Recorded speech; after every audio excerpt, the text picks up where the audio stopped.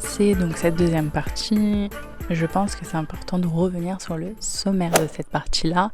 Alors, cinquième donc sous-partie, on va commencer par la culture d'entreprise au Maroc. Ensuite, on va évoquer les avantages fiscaux régionaux. Et là, je le rappelle, je vais évoquer seulement les régions où vous pouvez avoir des avantages liés à l'exonération. Septième sous-partie, on va tout simplement parler de la qualité de vie au Maroc. Et là encore, ça va être très bref. Huitième partie et la dernière partie, ça va concerner les stratégies marketing pour pénétrer le marché marocain, tout simplement.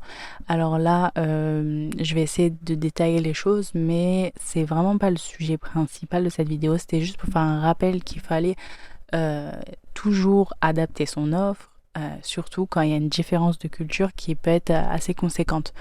Avant de lancer cet épisode, important, si toi qui passes par là et qui n'as pas vu la première partie, je te mets la première partie là, juste au-dessus. N'hésite pas, c'est très important de suivre étape par étape. Et puis, bah écoutez, là maintenant, on va se lancer. Let's go!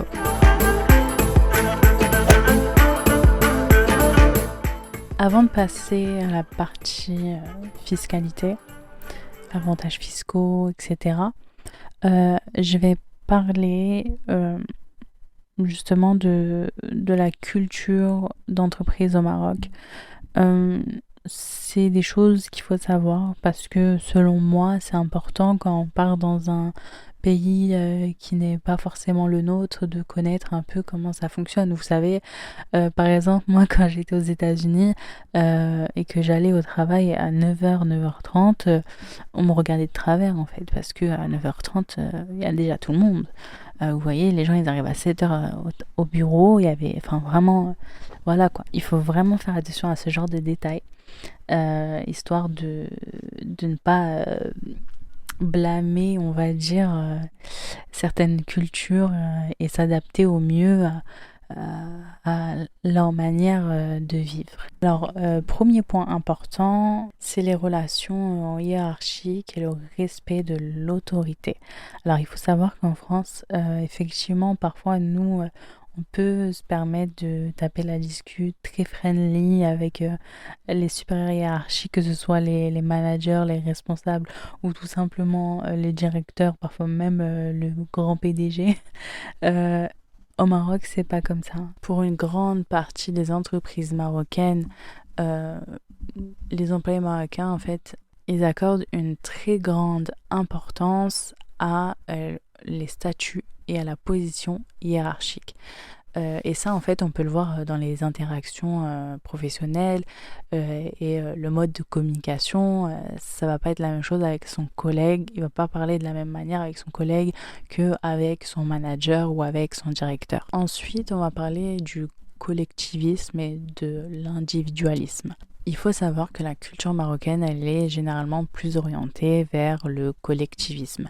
Et en fait, tout simplement parce qu'ils mettent l'accent sur la famille, la communauté et les relations interpersonnelles, tandis qu'en France, l'accent sera d'autant plus mis sur l'individualisme qui sera traduit par l'accomplissement personnel, par exemple. Alors, autre chose, la flexibilité du temps.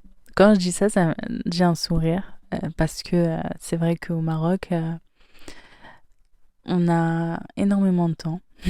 Dans certaines régions, on a carrément extrêmement la culture de la sieste. Et là, je pense notamment à Tanger ou toute cette région où la vie commence à 11h du matin. Vous voyez le délire. Quand d'autres commencent à 9h, 8h et les Américains 7h quand même. On est loin du compte. Mais c'est vrai que, bon, cette culture, elle est aussi présente en Espagne. Et donc, pour revenir sur la flexibilité du temps, au Maroc, en ce qui concerne les horaires de travail, en fait, c'est énormément flexible, tout simplement. Il y a des pauses qui sont plus longues pour le déjeuner et les heures de travail, il peut s'étendre jusqu'en début de soirée. Alors qu'en France, en fait, non, c'est beaucoup plus structuré. Enfin voilà, généralement, on vient tous en même temps et on repart tous en même temps. Cinquième point, non, pardon, quatrième point, qui concerne donc les styles de communication. Et je rappelle qu'on parle là d'un environnement de travail, donc au bureau, etc. Là, le style de communication, ce serait plutôt une interaction qui va être davantage courtois, plus de politesse, comparé à ce qu'on peut avoir en France entre nous, nos collègues, etc. Alors, le cinquième point, ça concerne l'équilibre entre la vie professionnelle et la vie personnelle. Alors en France, cette liberté enfin cet équilibre plutôt entre la vie professionnelle et la vie personnelle, elle est très valorisée, notamment par la durée légale de travail de 35 heures par semaine. Au Maroc, les heures de travail peuvent être plus longues et l'équilibre professionnel et personnel peut être plus différent. Et ça concerne pas tous les métiers, encore une fois. C'est selon les secteurs, selon les métiers, selon les postes, etc. Avant de clôturer cette partie, je pense qu'il est aussi important de rappeler qu'au Maroc, c'est différent de la France, notamment en termes de week-end.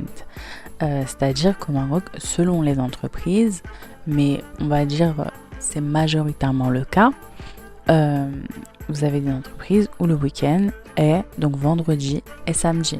Et les gens travaillent le dimanche. Les indépendants également aussi. Parfois, leurs boutiques sont ouvertes le dimanche également, mais sont fermées vendredi. Voilà.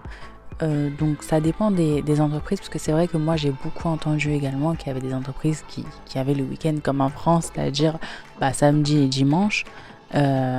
Après voilà, ça je pense que c'est à vous d'instaurer les choses, mais les Marocains à mon avis sont quand même très attachés à leur vendredi, notamment par rapport à leurs croyances religieuses. Le vendredi, c'est un peu le deuil spirituel, mais pas seulement, c'est aussi le jour où on déjeune en famille, on dîne en famille. Donc voilà, maintenant je vais clôturer cette partie. Et là, on va donc parler des avantages fiscaux. Alors, tout d'abord, il faut savoir qu'il existe plusieurs avantages fiscaux au Maroc. Premièrement, nous avons la réduction de l'impôt sur les sociétés. Ensuite, nous avons l'exonération d'impôts locaux tels que les taxes professionnelles, etc. Troisièmement, nous avons le crédit d'impôt et subventions. Donc ça, c'est vraiment pour encourager les investisseurs à créer de l'emploi au Maroc, à créer notamment des formations, à former ses employés, ou tout simplement à créer des centres de formation. Ça rentre dans le thème. Et puis, il faut savoir que donc chacun de ces avantages fiscaux que je vous énumère là maintenant, il faut savoir que c'est pas présent forcément dans toutes les régions. Donc quatrièmement, on va parler de la réduction des droits de douane.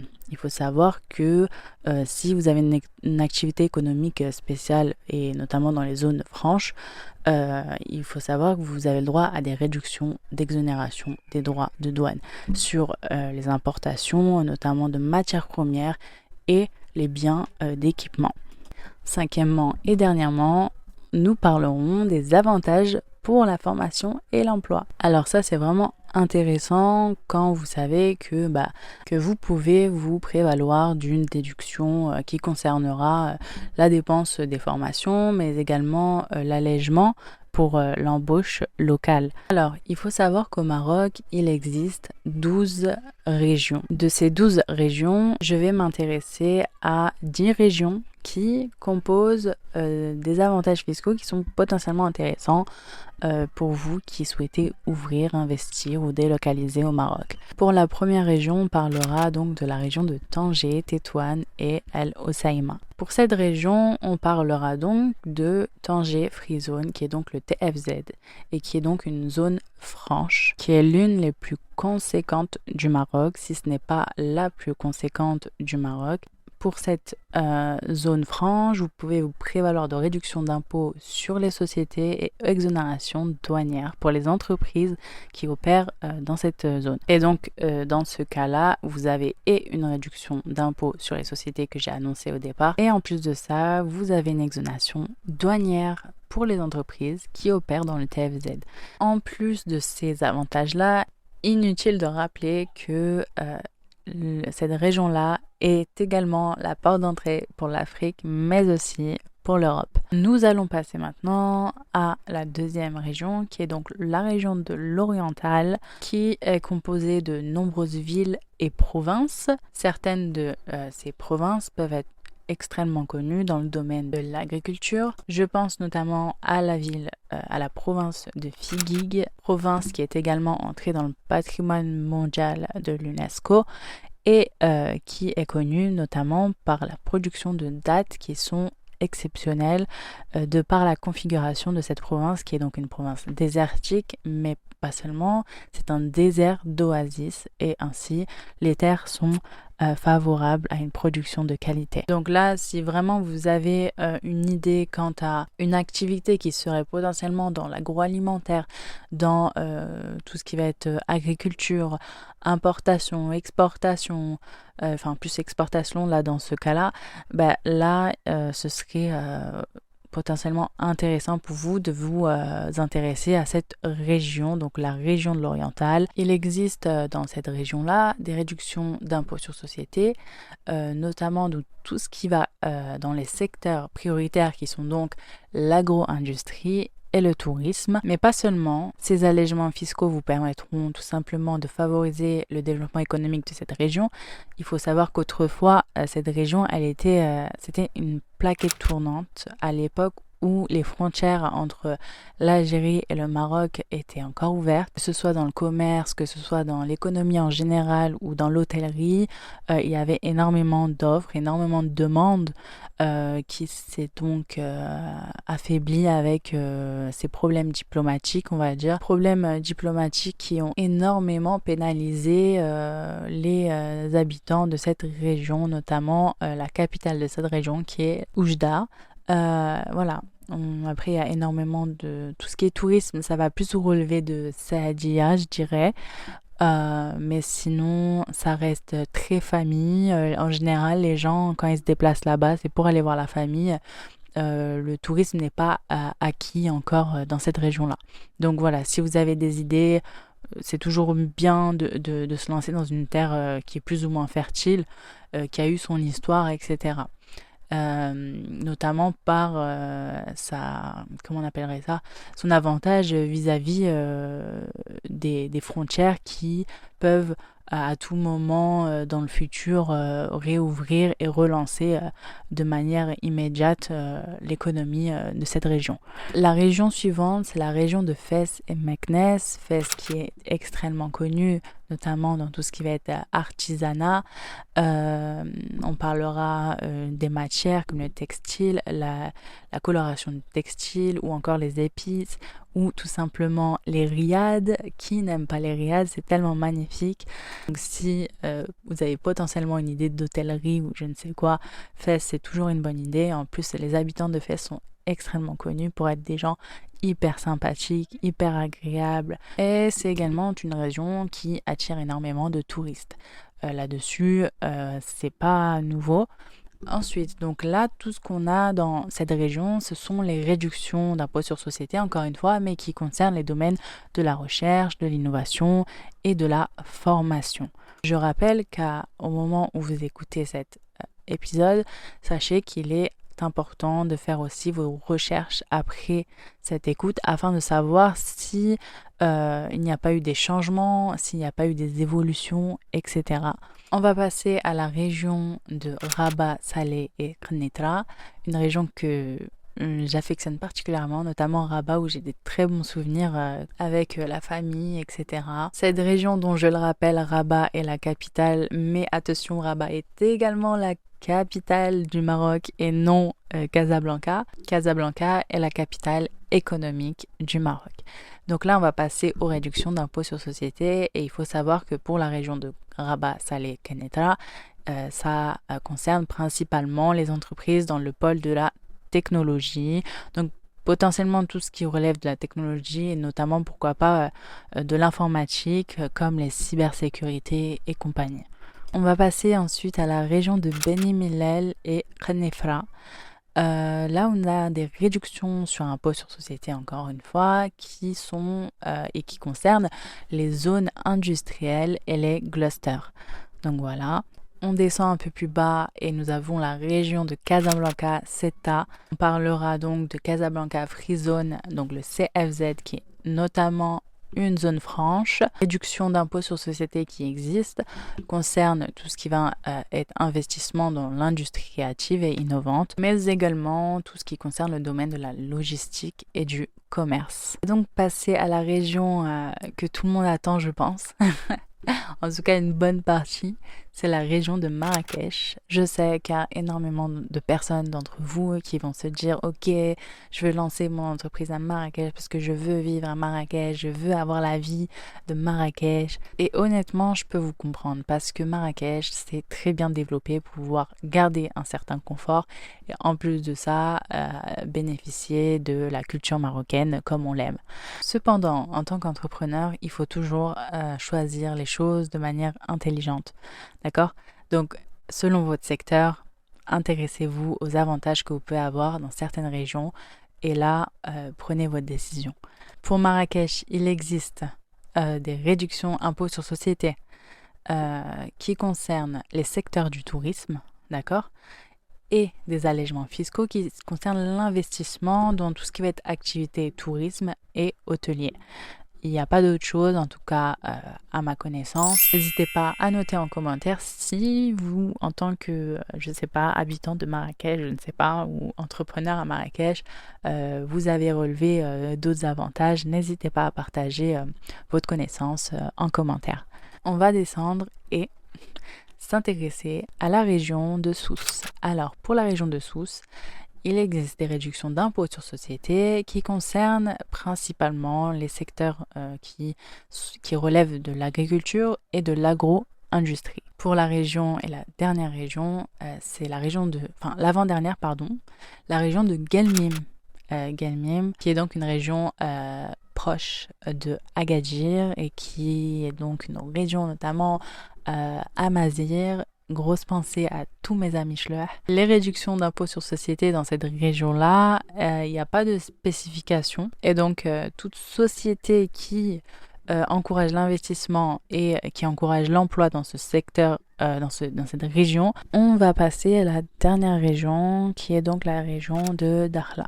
La région de Dakhla qui, à mes souvenirs, est composée de 2 villes. La principale, c'est donc Dakhla. Dakhla qui est connue pour le surf, pour les huîtres notamment, et pour ce paysage paradisiaque. Ce paysage, comme on dit, très très instagrammable. Il faut savoir que la ville de Dakhla pourrait potentiellement accueillir un événement international dans les prochaines années.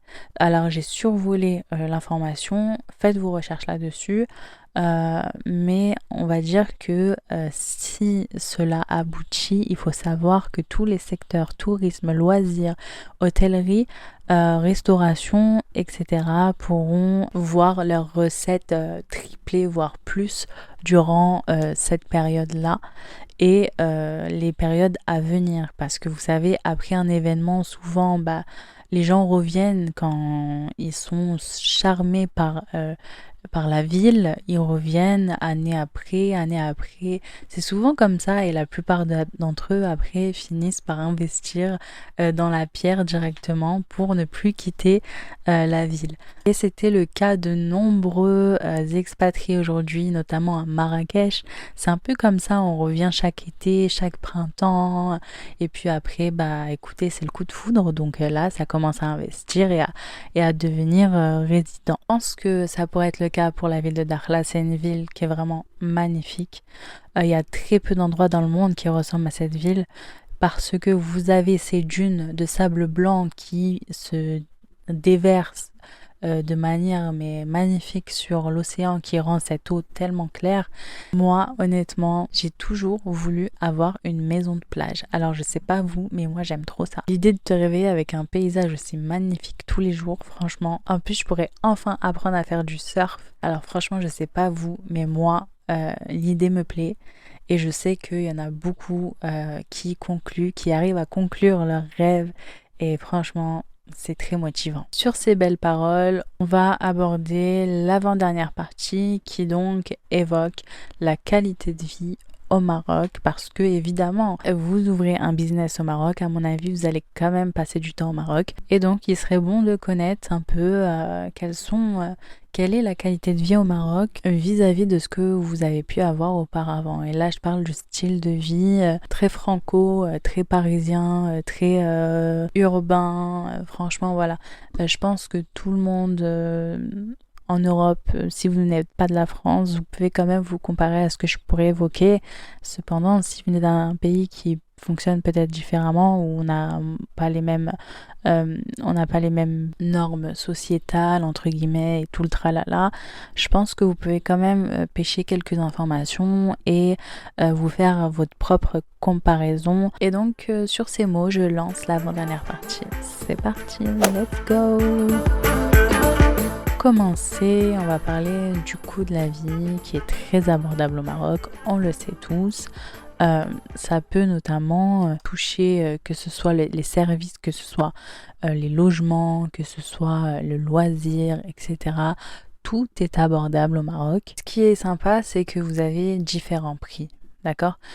Si vous voulez quelque chose d'exceptionnel, quelque chose qui relève du luxe, effectivement là vous allez avoir des prix qui peuvent être un peu élevés, mais qui ne seront je pense jamais autant élevés que ce qu'on peut voir en France ou en Europe tout simplement. On se dit que ce qu'on paye pour un F2 en France, on peut avoir un F4 au Maroc, c'est énorme quand même, ou voire même plus qu'un F4. On peut avoir même une piscine et tout le tralala. Là-dessus, dans l'immobilier, on va pas se mentir, on sait que c'est très compliqué en ce moment en France, mais dans toute l'Europe quasiment. Donc voilà, c'est agréable déjà de pas penser à ces genres de choses, de pouvoir se faire plaisir, même si on n'a pas une énorme enveloppe à investir dans le logement, que ce soit locatif ou à l'achat. Autre chose, c'est donc le climat. Le climat au Maroc, on le sait tous, c'est également très agréable. Le Maroc, il bénéficie de différents climats, vous le savez. Vous avez le climat plutôt méditerranéen, pardon.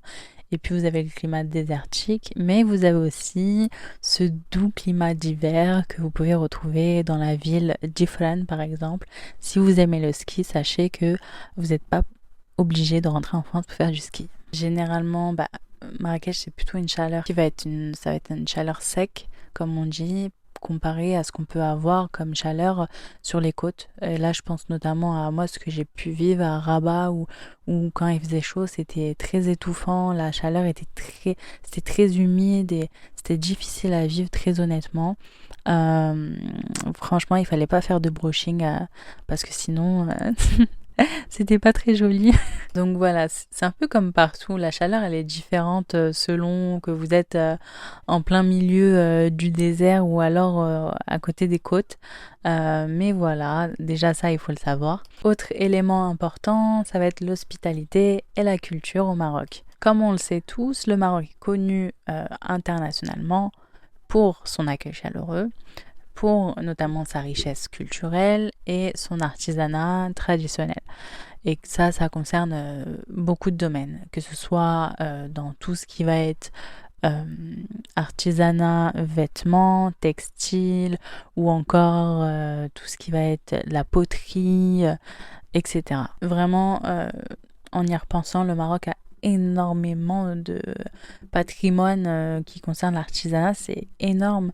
Quand j'y pense, je me dis ah oui, quand même, ils ont énormément de choses qu'ils savent faire, qu'ils ont acquis pendant des siècles. Franchement, bravo, c'est une très belle histoire. Autre point important, c'est les paysages d'hiver Et ça, c'est bien. Quand on a envie de voyager et on n'a pas forcément envie de prendre l'avion, on n'a pas envie forcément de faire des longues routes. Vous avez des plages, vous avez des montagnes, vous avez des déserts, vous avez de la neige, je le rappelle, la ville d'Ifran. Si vous avez envie d'aller à la plage, vous avez par exemple la plage de Tanger, de Tétouan, de El Hoceima qui est super super connue pour ses couleurs magnifiques. Vous avez la plage de Martil qui est hyper connue, notamment très très convoitée durant l'été. Si vous voulez faire du surf, vous avez Dakhla, la ville que je vous ai annoncée tout à l'heure, mais également la plage de Mohamedia qui est aussi connue pour le surf, et puis les plages de Tagazout. Qui sont aussi très connus pour faire du surf. Pour tout ce qui va être désert, déjà vous avez le sud du Maroc tout simplement.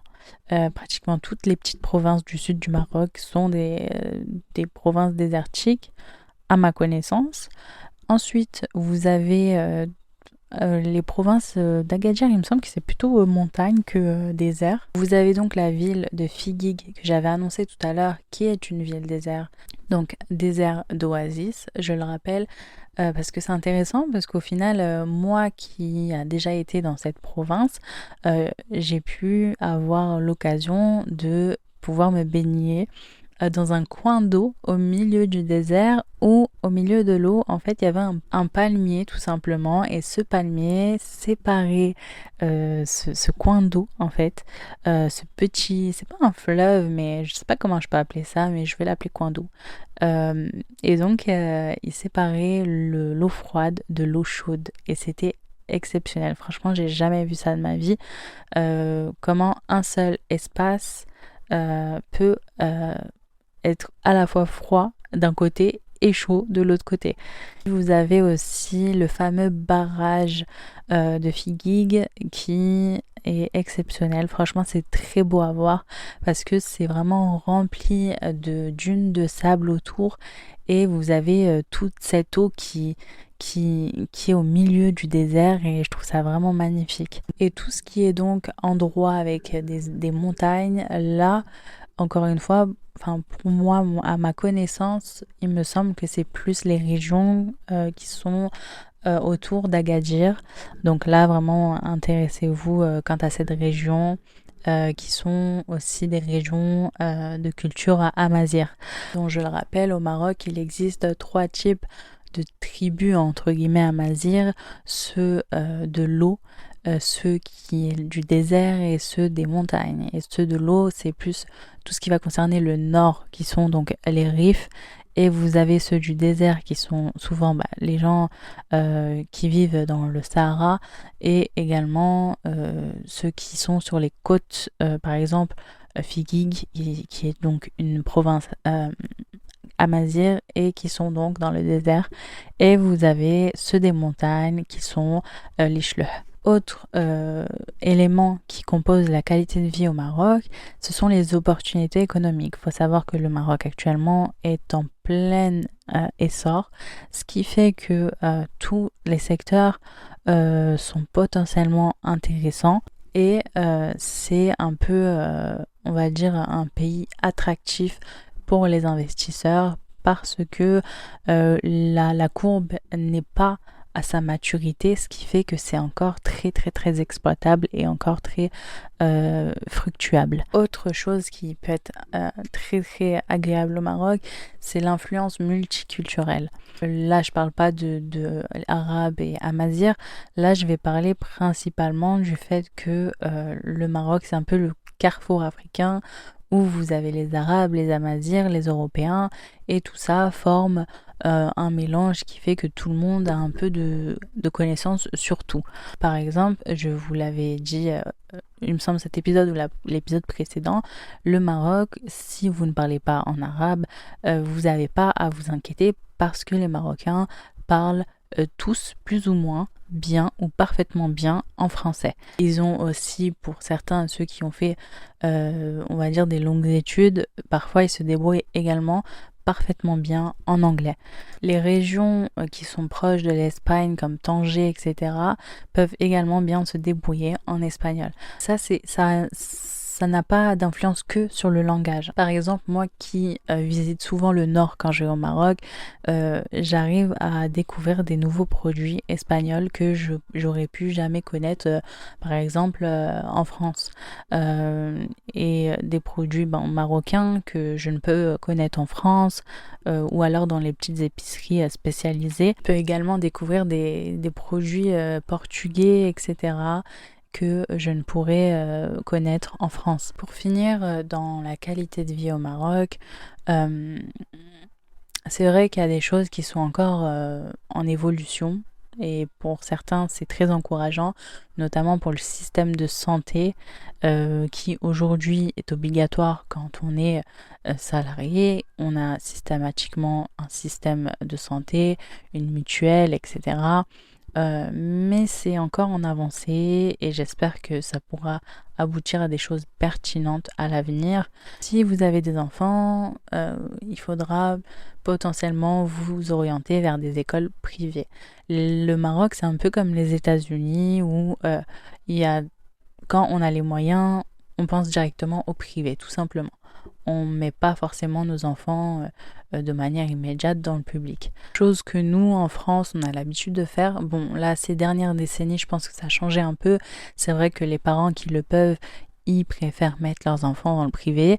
Mais il y a quelques temps encore, c'était normal et on se posait même pas la question. Nos enfants allaient dans le public, dans l'école de notre zone. Au Maroc, le privé est beaucoup plus convoité que le public. Pour rebondir sur cette information, il existe tout type d'écoles privées au Maroc, que ce soit des écoles françaises, américaines, britanniques, etc. Vous avez également les fameuses écoles maternelles Montessori qui sont très présentes, notamment à Marrakech et à Casablanca, et peut-être également dans d'autres villes. À vous de vous renseigner si ça vous intéresse. Je vais également évoquer la qualité environnementale, où vous savez qu'au Maroc, il n'y a pas ce problème de pollution, en tout cas pas dans toutes les villes. Dans les grandes villes, effectivement, on peut avoir ce genre de soucis,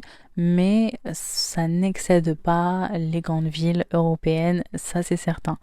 Donc vous avez une qualité de l'air qui est présente, mais aussi une qualité, donc par conséquent, une qualité de l'agriculture qui serait d'autant plus saine. La qualité d'eau est aussi très intéressante.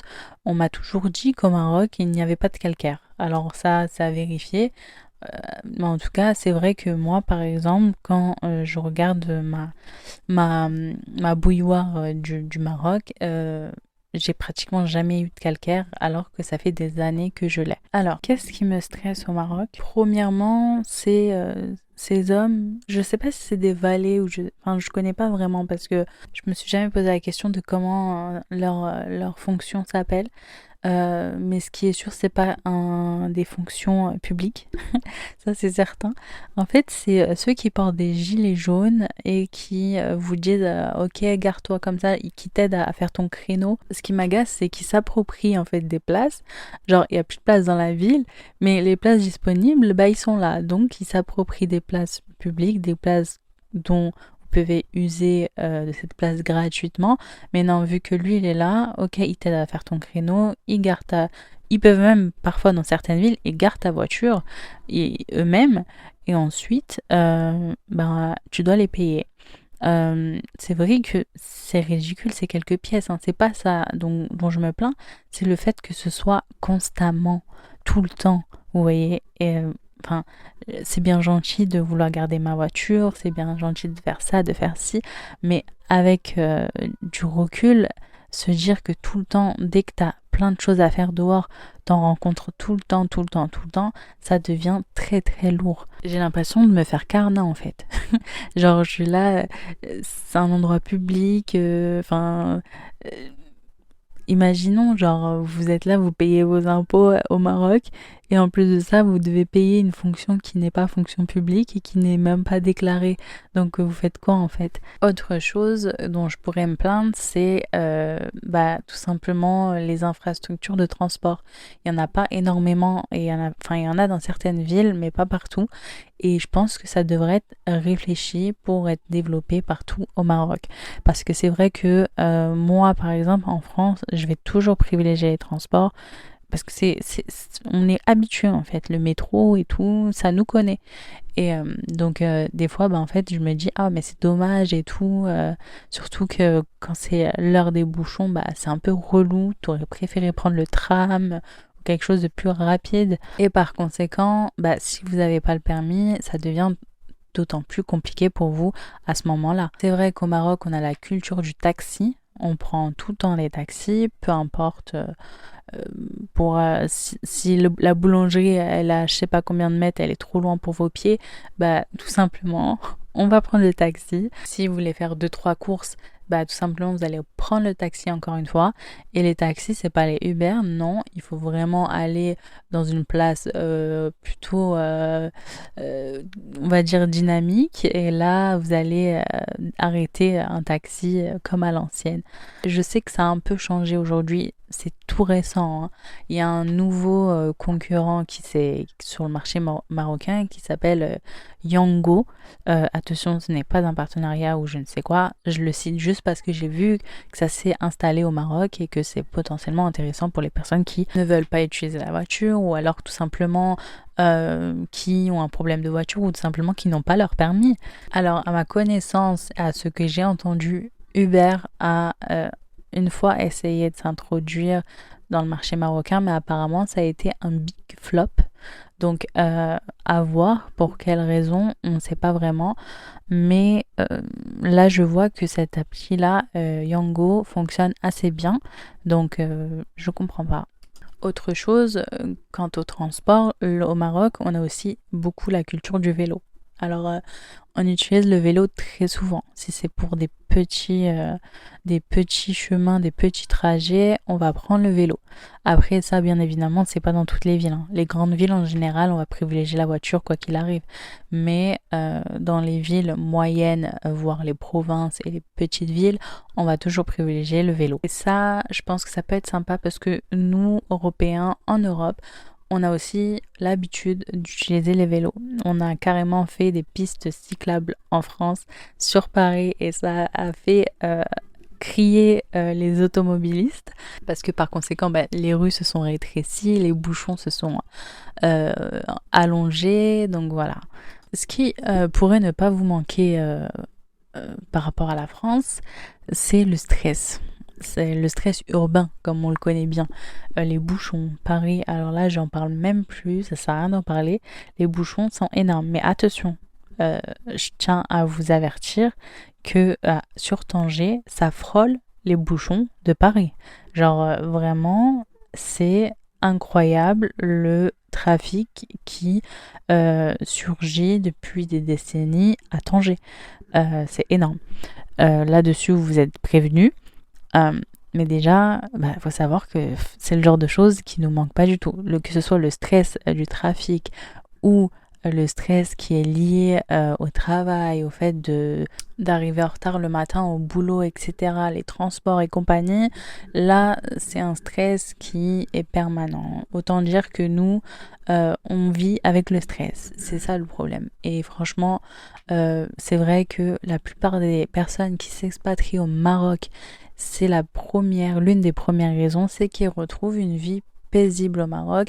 Et je peux vous dire qu'une fois que vous avez ce style de vie là, je peux vous assurer que sortir de ce genre de style de vie, c'est très difficile, voire impossible pour certains. Donc vraiment, ça devient décevant en fait. Quand t'es là, t'as une vie paisible et ça y est, c'est l'heure de rentrer. Et puis toute l'année, tout le reste de l'année, t'as une vie de stress. Et tu vois quand même ces gens sur les réseaux qui ont complètement changé de vie et qui sont partis pour cette vie de calme et de tranquillité. Autre chose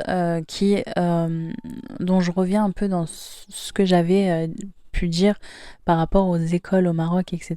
Sachez qu'il y a énormément d'universités françaises et aussi d'écoles de l'État français qui sont au Maroc et qui, par leur présence, vous permettent également de pouvoir penser à venir quant à vos enfants et de ne pas se dire en fait ok bah on va tout plaquer, bah non en fait ne vous inquiétez pas, il y aura toujours la même discipline, les mêmes normes que vous avez pu avoir vous en grandissant, etc. Je vais donc finir avec cette dernière partie qui est donc la stratégie marketing idéale pour vous lancer au Maroc. Quand je me suis lancée au Maroc, moi personnellement, j'ai eu quelques difficultés, notamment sur le fait de cerner quelle stratégie il fallait que j'élabore vis-à-vis des consommateurs marocains. Et je me suis rendu compte que les Marocains étaient des personnes hyper informées. C'est un peuple en fait qui est très présent sur les réseaux sociaux. Et vous savez quoi, c'est même peu importe l'âge aujourd'hui, il y a même des personnes âgées qui sont sur Facebook.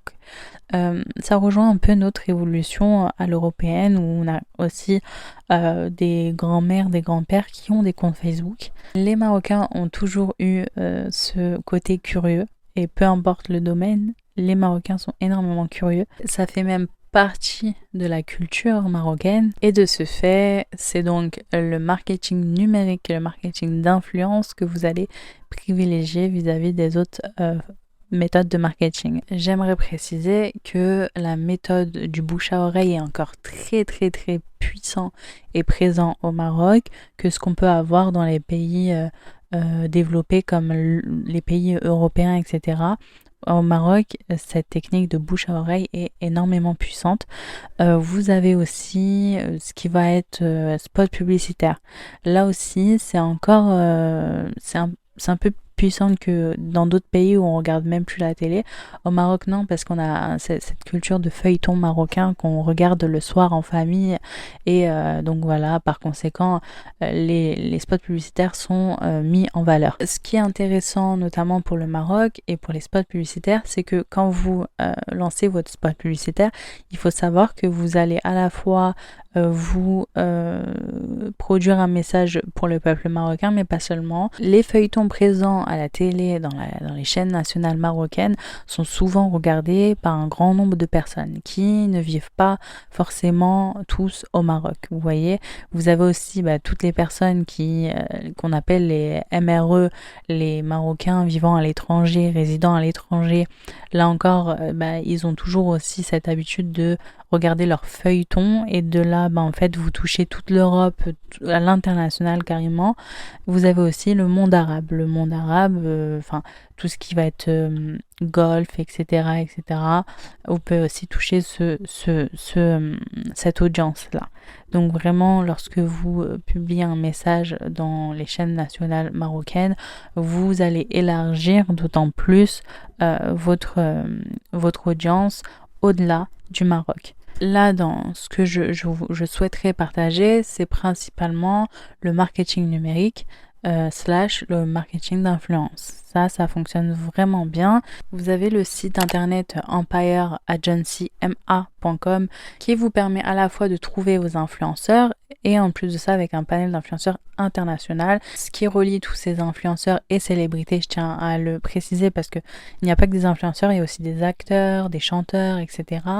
En fait, ça va vous permettre aussi de pouvoir élargir votre audience parce que ce sont tous des Marocains. Ils ont tous des origines marocaines. Cependant, certains vivent au Maroc, d'autres vivent à l'étranger, comme Dubaï, comme la France, comme les États-Unis, etc. Et de ce fait, vous avez le bonus, comme on appelle ça, c'est-à-dire que votre cible, c'est les Marocains, mais vous avez aussi un bonus parce que vous allez aussi cibler d'autres personnes qui peuvent venir de Dubaï, peuvent venir de la France, de l'Espagne, ou peu importe du pays où cet influenceur, cette célébrité réside. Empire Agency, c'est beaucoup plus réfléchi parce qu'il y a tout un processus en fait tout simplement qui est là pour vous dire si le profil que vous avez sélectionné est bon pour vous ou non. C'est-à-dire est-ce qu'il convient à votre produit, à votre service, est-ce que les règles sont conformes vis-à-vis de la législation marocaine, etc. C'est vraiment, ça facilite les choses et c'est ce que j'apprécie notamment parce que c'est vrai que nous en France, on a énormément eu de bad buzz quant à certaines agences d'influenceurs et par sa mauvaise gestion notamment. Et puis là, en fait, on a un truc qui est complètement réfléchi vis-à-vis des deux parties qui sont les créateurs de contenu et les entreprises. Donc là, encore une fois, c'est bien réfléchi. Vous avez tout ce qui est contractuel qui est fait par l'agence. L'agence est à la fois une agence d'influenceurs, mais elle est à la fois aussi comme une agence juridique qui va vous aider en termes de marketing, de publicité, pour vous dire si votre publicité, si votre action, elle est conforme ou pas à l'éthique ou aux normes marocaines, ce qui pourrait vous éviter certains dégâts, notamment des bad buzz ou des choses qui peuvent vous mettre à terre facilement. Donc voilà, le site c'est empireagencyma.com et puis vous avez un code promo qui est actif actuellement. Je crois que c'est le back to school et vous avez moins 15% sur votre première je crois première sélection d'influenceurs. Donc voilà, vous en gros comment ça se passe, vous prenez contact avec l'agence, ils vous envoient le listing, ils font des mises à jour chaque trimestre avec une évolution de l'effectif des influenceurs, des célébrités à leur compte. Et ensuite, là, vous faites votre sélection pour tout ce qui va être story Instagram, story, et notamment des youtubeurs. C'est important de le préciser. Il y a également énormément de youtubeurs dans l'agence. Et donc là, en fait, tout simplement, vous avez le choix, vous faites votre choix vis-à-vis de ce listing. Et puis, vous avez ce code Back to School. Je sais pas, il est valable jusqu'à quand, mais en tout cas, n'hésitez pas à les contacter. Franchement, c'est une agence qui est très professionnelle et aussi une agence franco-marocaine. Donc, vous n'avez pas de soucis à vous faire, notamment quant à la barrière de la langue ou autre chose. Donc voilà, sur ces mots, je vais clôturer cet épisode. N'hésitez pas à laisser en commentaire vos questions ou tout simplement vos suggestions ou tout simplement des remarques quant à certaines informations que j'ai pu évoquer qui sont peut-être pas à jour, je ne sais pas, mais n'hésitez pas, franchement ça peut aider énormément de personnes qui passeront par là. Et surtout n'hésitez pas à vous abonner, à liker la vidéo et à enclencher la cloche. Est-ce que ça se dit? Je sais pas trop, mais en tout cas c'est sympa. Et sur ces mots, je vous remercie, je vous fais de gros bisous et à très vite.